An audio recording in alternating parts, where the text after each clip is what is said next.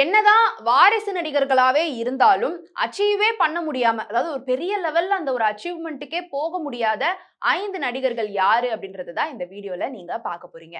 அதுல நம்பர் 1 யாருன்னு பாத்தீங்கன்னா, மனோஜ் பாரதிராஜா அவர்கள். பாரதிராஜா அவர்களுடைய பையன் அப்படின்றதுனாலேயே இவர் மேல நெறைய அழுத்தங்கள் வந்தது. தாஜ்மஹால் திரைப்படம் மூலியமா நடிகரா அறிமுகமான இவருடைய கரியர்ல பயங்கரமா அச்சீவ் பண்ணணும் அப்படின்ற ஒரு ஆஸ்பெக்ட்ல நெறைய பண்ணாரு.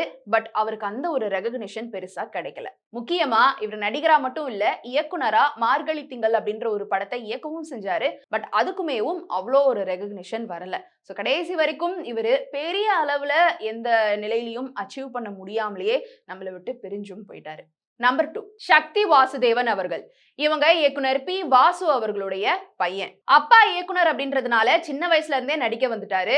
அப்பாவுடைய இயக்கத்துல தொட்டால் பூ மலரும் அப்படின்ற திரைப்படத்திலயுமேவும் நடிச்சிருந்தாரு. ஆனா கரெக்டான கதைக்களத்தை தேர்ந்தெடுத்து அவர் நடிக்காம வர்றது எல்லாத்துக்குமே ஓகே சொல்லி நடிச்சுட்டே இருந்ததுனால இவரால இந்த ஒரு கரியர்ல பயங்கரமா அச்சீவ் பண்ண முடியல. நம்பர் 3 ஆனந்த் பாபு. நடிகர் நாகேஷ் அவர்களுடைய பையன். இவரு பிக் ஸ்கிரீன்ல டிஆர் மூலியமா தங்கைக்கோர் கீதம் அப்படின்ற திரைப்படத்துல தான் அறிமுகமானாரு. ஆப்வியஸ்லி அதுக்கப்புறமா தான் அவருக்கு எதுவுமே பெருசா ஒர்க் அவுட் ஆகல. நம்பர் 4 ரவி கிருஷ்ணா. பிரபல தயாரிப்பாளர் ஏ.எம். ரத்னத்துடைய மகன் தான் ரவி கிருஷ்ணா அவர்கள். செல்வராகவன் அவர்கள் எடுத்த இந்த 7G ரெயின்போ காலனில நடிச்சவர் தான். அந்த திரைப்படத்துக்கு அப்புறமா அந்த திரைப்படத்திலயுமேவும் அவருக்கு ஒரு பெரிய ஒரு ஹைப் அப்படின்றது கிடைக்கல. ஆனா ஒரு எடிட்டரா இருந்து சக்சஸ்ஃபுல்லா இருந்துட்டு இருந்தவரு டபக்குடின்னு இந்த ஆக்டிங்குள்ள குதிச்சதுனால மொத்தமா அவருடைய கரியரே தலைகீழ போயிடுச்சு. நம்பர் 5 ஜித்தன் ரமேஷ். ஆர்பி சௌத்ரியுடைய பையன் தான் ஜித்தன் ரமேஷ். இவருடைய தம்பி ஜீவா ஒரு சூப்பர் டூப்பர் ஹிட் படங்கள்லாம் குடுத்துட்டாரு. ஒரு நோன் ஹீரோ அப்படின்ற ஒரு லெவல்ல இருந்தாலும் ஜித்தன் ரமேஷாரால எந்த ஒரு படத்திலயுமேவும் பெரிய ஒரு லெவலுக்கு போக முடியல. சோ அவர் முதல்ல நடிச்ச இந்த ஜித்தன் படம் அதுவுமேவும் பெரிய வரவேற்பு கிடைக்கல அப்படின்னு தான் சொல்லணும். அதுக்கப்புறம் இந்த பிக் பாஸ்க்கு வந்தாரு. அது மூலியமாவது எது கிடைக்குமா அப்படின்னு அங்கேயும் தூங்கிக்கிட்டே இருந்தாரு. அதுக்கப்புறமாவும் அவருக்கு பெருசா எந்த ஒரு வாய்ப்பும் கிடைக்கல.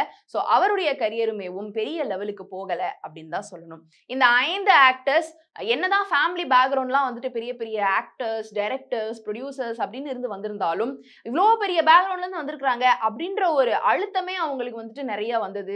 எதிர்பார்ப்பு மக்கள் மத்தியில இருந்து ஆப்வியஸ்லி ரொம்ப ஜாஸ்தியா இருக்கும்.